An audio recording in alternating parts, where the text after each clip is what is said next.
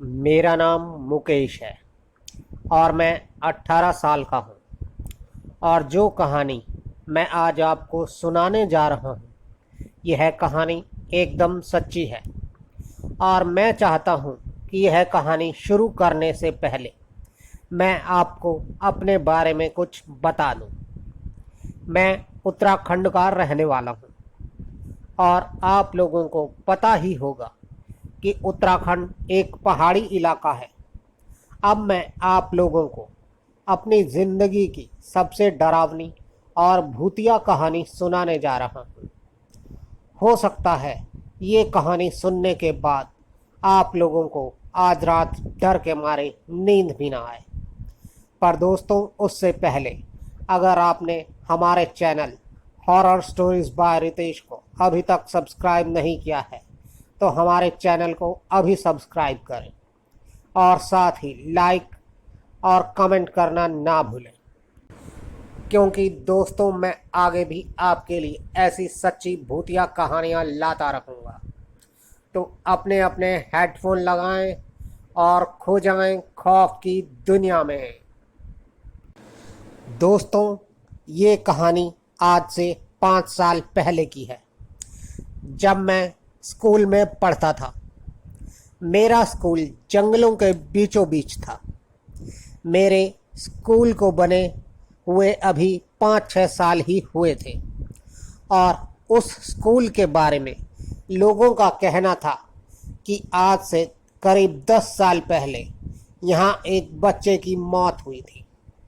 लोग उस बच्चे की मौत की वजह बताते हैं कि वह बच्चा अपने जानवरों को जंगल में चराने लेकर जाता था और एक दिन उस जंगल में उस बच्चे के ऊपर एक पेड़ टूटकर गिर गया और उस पेड़ के नीचे दबने से उस बच्चे की मौत हो गई।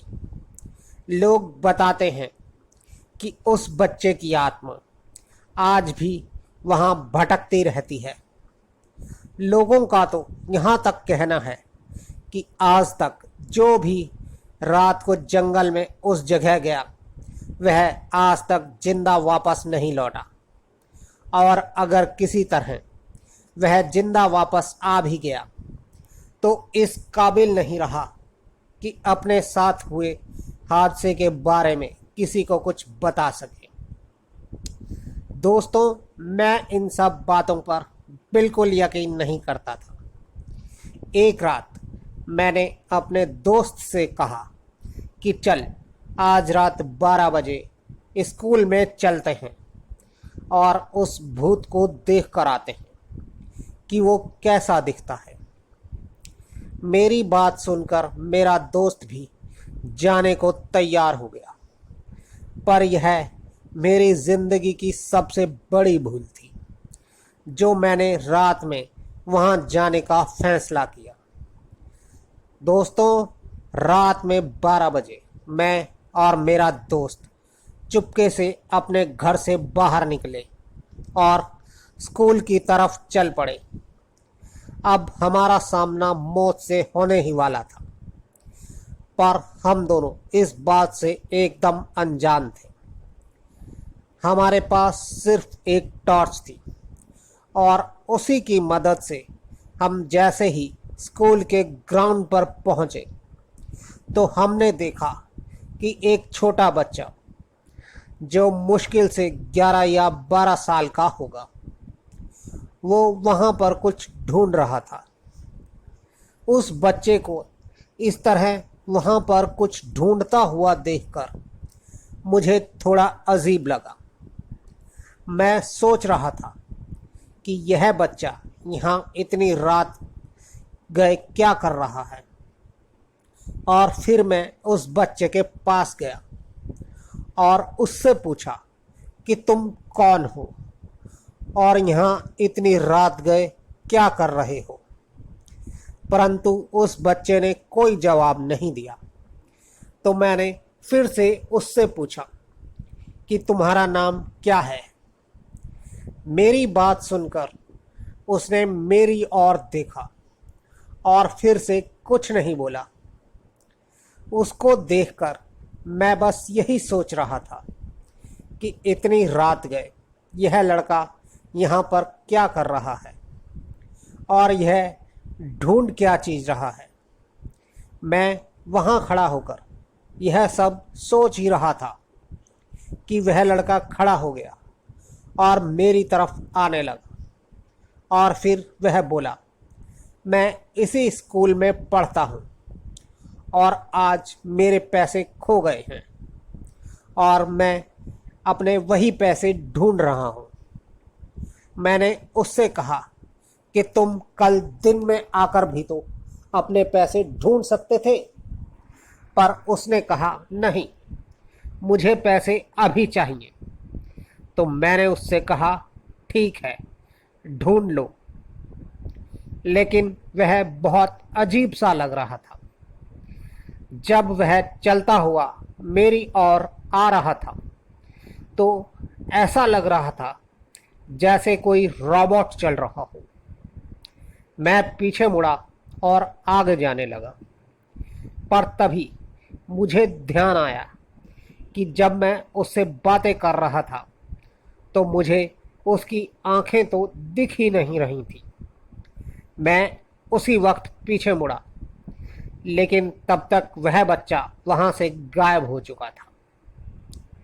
फिर मैंने अपने दोस्त से पूछा कि वह बच्चा कहाँ गया, तो मेरा दोस्त मुझे हैरानी से देखते हुए बोला, कौन सा बच्चा? तो मैंने कहा, अरे वही बच्चा जिससे मैं अभी बातें कर रहा था। तो वह बोला, तू तो अभी अकेले खुद से ही बातें कर रहा था। दोस्तों, अपने दोस्त की यह बात सुनकर मैं समझ गया कि पक्का इस जगह कुछ गड़बड़ है और मैंने तभी अपने दोस्त से कहा कि चल यहाँ से चलते हैं। पर तभी माहौल अचानक से बदल गया।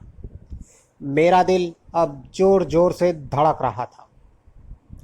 वो बच्चा मुझे वहाँ फिर से खड़ा दिखाई दिया और वह मुझसे बोला कि मेरे पैसे ढूंढो, मेरे पैसे ढूंढो ना।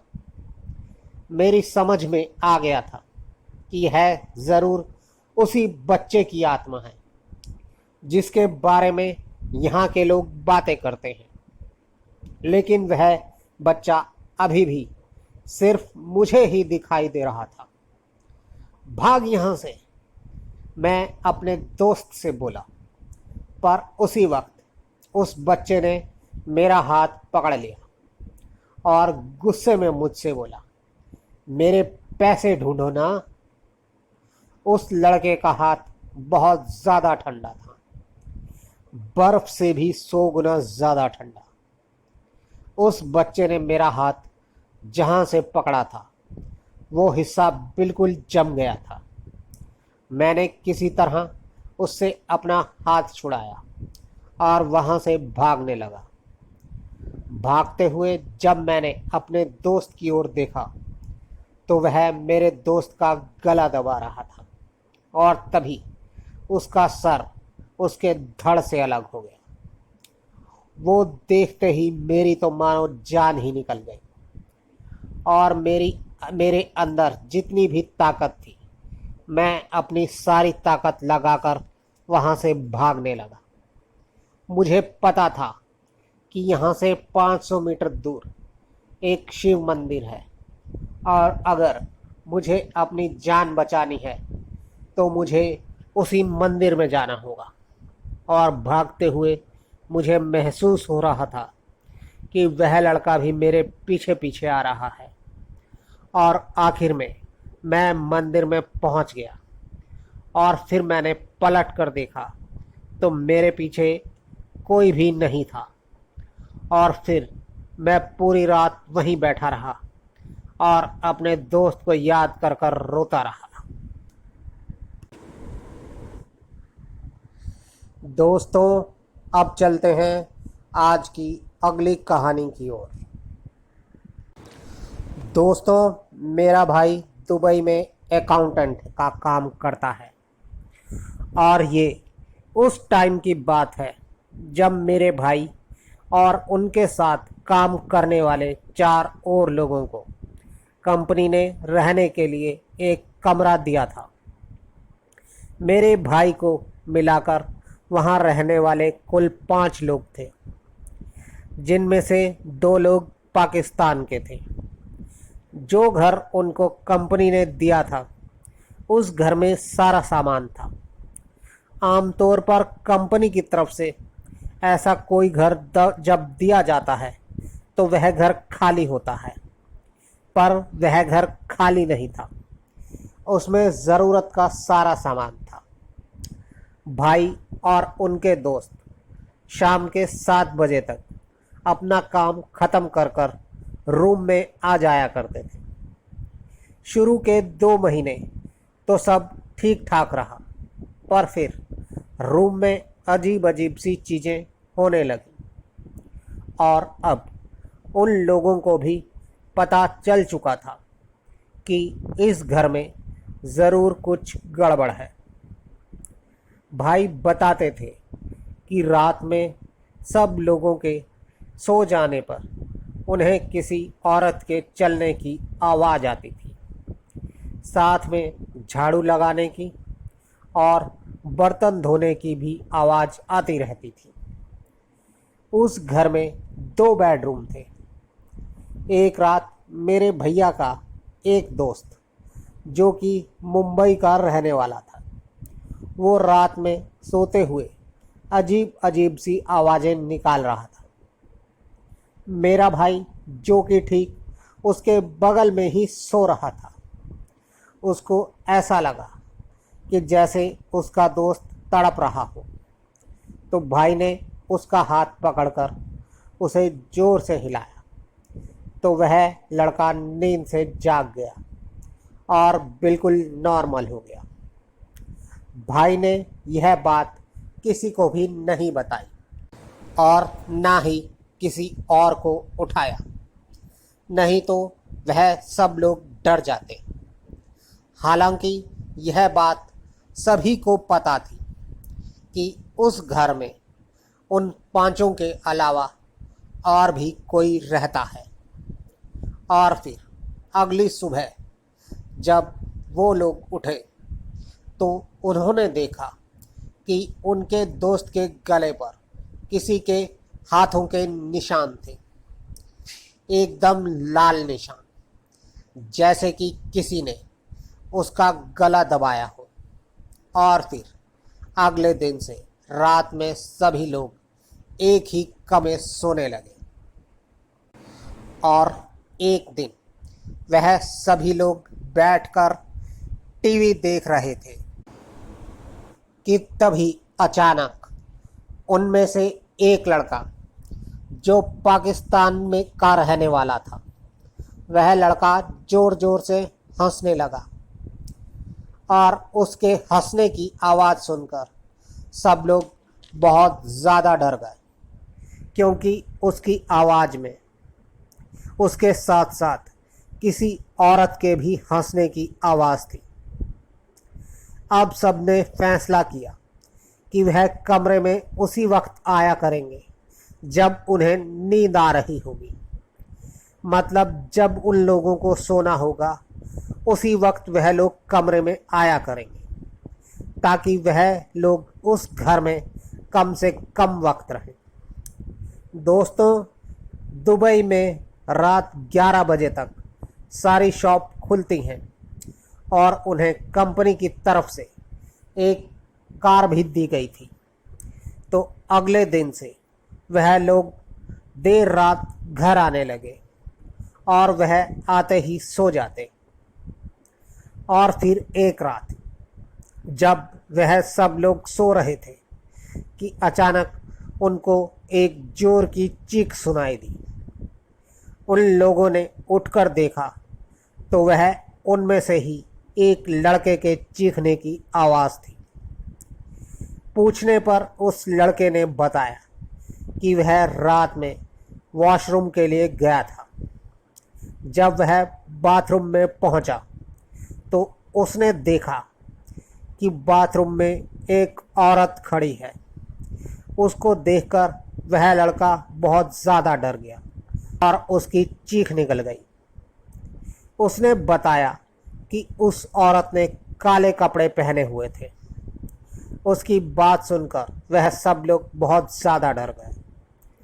और फिर कुछ दिन बाद एक लड़का अलमारी से अपने कपड़े ढूंढ रहा था, तो अलमारी में उसको काले रंग का एक बुर्खा मिला। और फिर उसी दिन शाम को रूम साफ करने के लिए जब रूम बॉय आया तो उन्होंने उसको उस बुर्खे के बारे में पूछा। तो उस लड़के ने बताया कि उस घर में उनसे पहले एक शादीशुदा जोड़ा रहा करता था। वह लोग पाकिस्तान से थे और उस आदमी की एक और शादी हो रखी थी और वह आदमी अपनी पत्नी को बहुत मारता पीटता था। और एक दिन उसने अपनी बीवी को जान से मार दिया और जान से मारने के बाद उसने उस औरत की लाश को कुछ दिनों तक इस घर में ही छिपा कर रखा। और एक दिन शाम को जब वो लाश को ठिकाने लगाने ले जा रहा था तो उसे पुलिस ने पकड़ लिया, जिसके बाद उस आदमी को सज़ा भी हुई और पुलिस ने कुछ समय के लिए इस घर को भी बंद कर दिया था। और फिर बाद में उस घर को कंपनी के वर्कर्स को देने का फैसला किया गया और ये घर भैया और उसके दोस्तों को मिला। इस कहानी को भैया मुझे इतनी बार बता चुके हैं कि मुझे इस कहानी की एक एक बात याद हो गई है। कहते हैं दुबई सपनों का शहर है, लेकिन आज भी वहाँ कई जगह ऐसी हैं जो रात होने पर आपको अकेलेपन का एहसास नहीं होने देती। दोस्तों, आपको हमारी ये कहानी कैसी लगी कृपया कमेंट्स बॉक्स में ज़रूर बताएं। और अगर आप भी हमें अपनी कोई कहानी भेजना चाहते हैं तो डिस्क्रिप्शन बॉक्स में हमारा व्हाट्सएप और टेलीग्राम का लिंक है, जिस पर आप हमें अपनी कहानी भेज सकते हैं। हम उसे अपने शो में ज़रूर शामिल करेंगे। तो जल्द ही आपसे फिर मुलाकात होगी, तब तक के लिए गुड बाय। कि तभी अचानक